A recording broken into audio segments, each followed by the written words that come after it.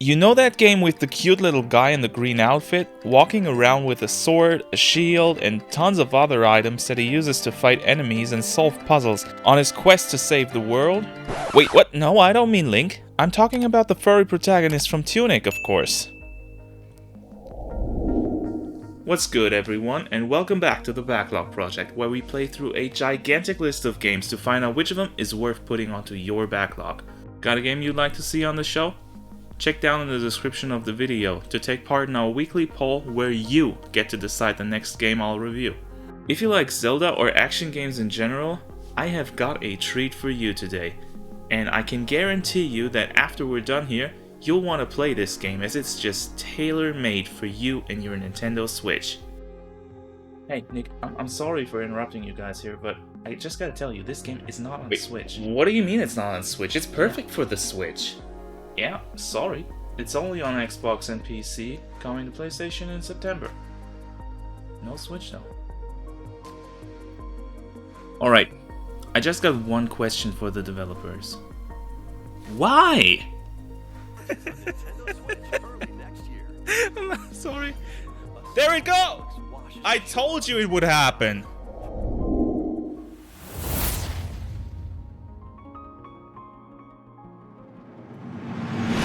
The game opens up with a little intro cutscene panning over the beginning area of the game with some absolutely gorgeous lighting effects and stops at our little fox lying on a small beach. After waking up in the most adorable way possible, you instantly gain control of the protagonist, and that's where the game shows you one of its core principles. If you don't know what to do, try things out, because it sure as hell isn't going to give you any straight answers.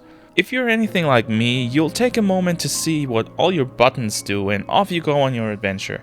You'll find a stick to fend off some simple enemies, break some pots to find money, and find lots of places that are obviously accessible at some point in the game, but aren't yet because you're missing the required item. You're basically playing a Zelda game.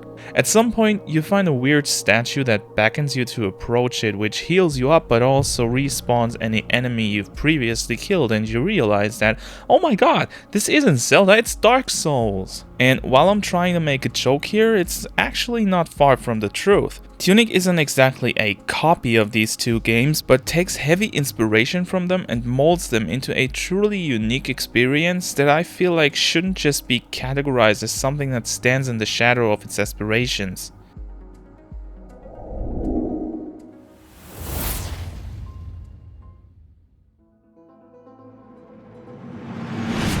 If I had to describe Tunic's story in one word, it would be ambiguous. Just as with the rest of the game, it doesn't tell you a lot, and what it does tell you is often covered in multiple layers of puzzles. That's not to say there's nothing of interest to find here. It's the opposite actually. Just take the game's language for example. Most of the words are written in a language specifically designed for the game, but you can never learn to read it in the game. Usually, with these types of languages, your character learns the language step by step while going through the game, so that at the end of it you can just read it all. In Tunic, there are small scraps of English scattered into the language that are essential to giving you hints as to where to go next, but if you want to actually read the language, you need to put in actual effort, and a lot of it, to learn how to decipher the code used for the symbols.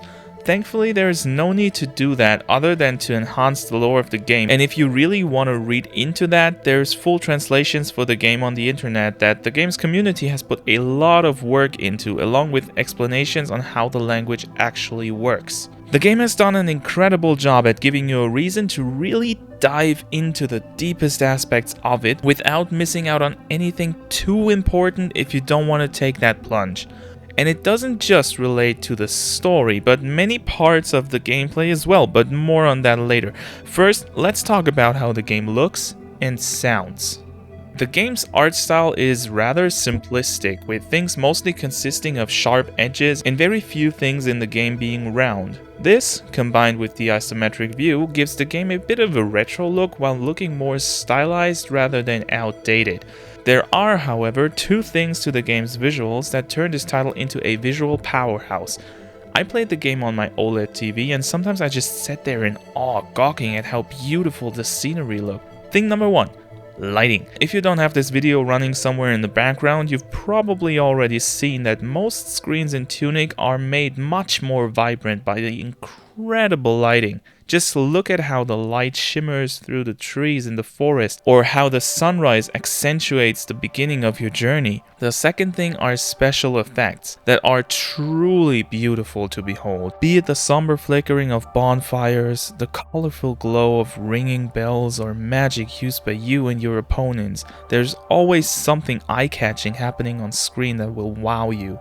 There's something magical about Tunic, and large parts of that are due to the mesmerizing soundtrack by Lifeformed and Janice Kwan that you've been listening to for a few minutes now. At first, I thought the music didn't quite fit the theme of the game. It's an amazing OST, but I was expecting something adventurous, epic, and, well, Zelda-ish, let's be honest here. Instead, you get very somber, mysterious, sometimes even creepy electronic tunes mixed with beautiful piano pieces to accompany you on your adventure across the island. I said at first because my initial impression didn't last throughout my experience. Going too deep into this would amount to spoilers, but let me just say that not only does the music reflect the game's structure to a T, it actually goes beyond that and heavily plays into the story that our little fox experiences on this incredible journey, and the further you get into the game, the more you learn to appreciate the meticulous work that went into these compositions.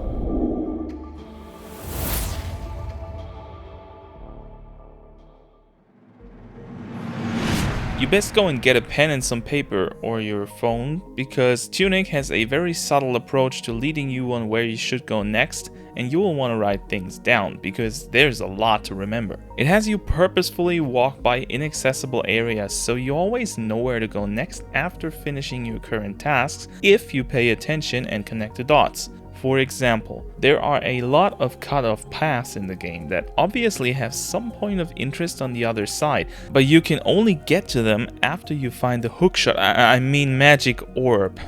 Every time you get new equipment, you're able to get some new cool stuff, be it items, upgrades, or collectibles, and that keeps you exploring the island in many different ways, and many times over. The game world isn't exactly large, but big enough to give you a sense of adventure and wonder of what you'll be finding next. And find you will, because there's stuff hidden in every corner of the island. Tunic doesn't feature any dungeons like you would expect from a Zelda game.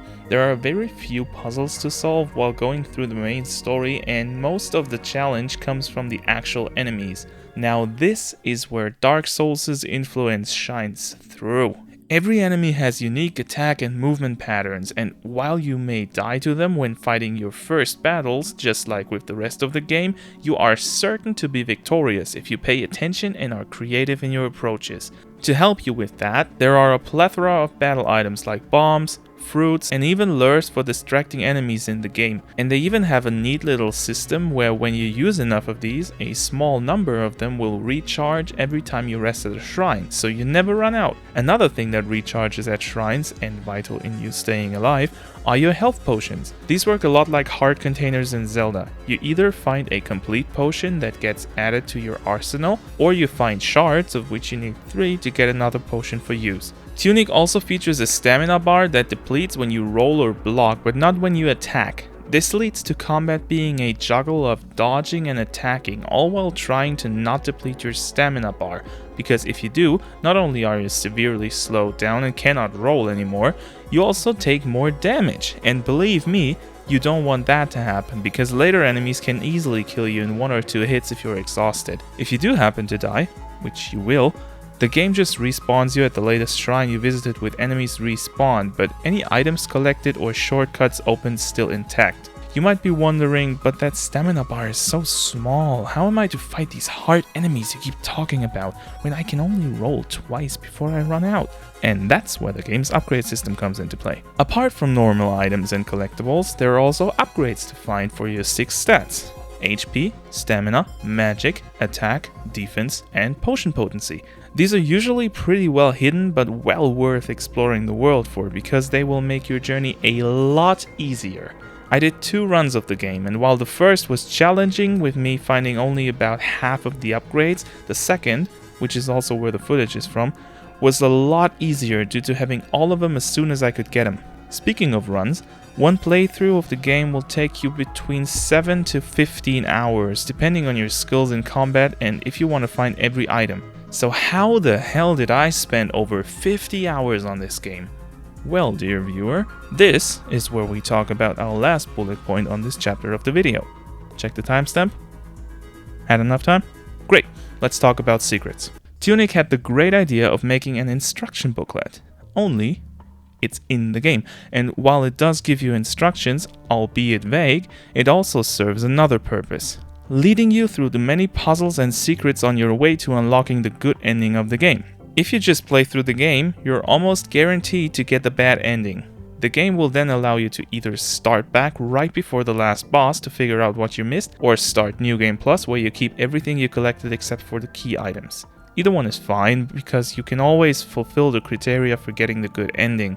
Now, what does the manual have to do with that? Well, the pages of the booklet are one of the game's collectibles, and you're required to find them all to unlock the true ending. They are also one of the most incredible puzzles I have seen in my life. Every secret in the game and its solution is hinted at in these pages, but you will have to be very thorough and creative if you want to find them all. Being the kind of player that doesn't like using guides for their games, I spend a lot of time pondering over potentially important bits in the manual, even going as far as to now have a whole folder on my PC that is filled with over 150 screenshots, multiple note files, and I even have a physical collage of some of these photos that I cannot show you because it would spoil one of the game's biggest puzzles, which is also why I won't go any deeper than that in talking about it. I could easily go on for over half an hour on what awaits you if you tackle the optional side of Tunic, and I don't want to ruin it for you, so I will just say this: it is absolutely worth it.